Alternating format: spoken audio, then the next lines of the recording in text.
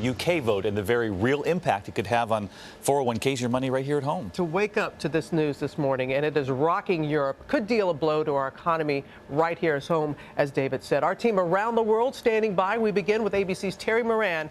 He's there for us in London. Good morning, Terry.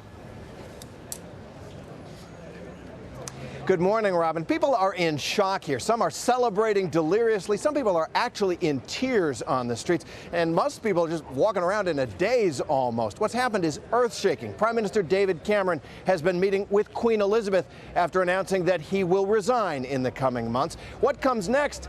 No one really knows, except that this is now a new Britain in a new Europe in a new world. Overnight, as the votes were counted, there was rising jubilation 82,000. And growing trepidation until early this morning when the stunning news became official. The British people have spoken, and the answer is we're out. The impact was instantaneous. Look at what happened to the value of the British pound as the votes came in, cratering in a few hours to the lowest level in decades.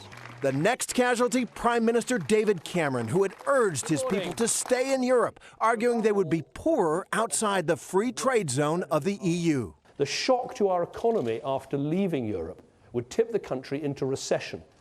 This could be, for the first time in history, a recession brought on ourselves. But this morning, choking back emotion, he resigned. I love this country, and I feel honoured to have served it. But 17 million Britons who voted to get out of the EU are delighted. Winston Churchill would be proud of us. He'd be up there now looking down at us. Well done, Great Britain. Well done. This was a rebellion, and immigration was a driving issue. Low-wage workers from Poland, Romania, and other countries building resentment, and the specter of refugees from the Middle East sparking fear. This controversial poster capturing the feeling of so many. Breaking point. I think people have felt unheard, they felt unlistened to, they felt ignored and alienated. Now comes the hard part. Britain's going to have to negotiate the terms of divorce from the European Union. That could take years. And the United Kingdom itself might even split apart. Scotland voted overwhelmingly to remain in the European Union. They've had one referendum already to split from the rest of Britain and go independent. It's likely they may have another. David?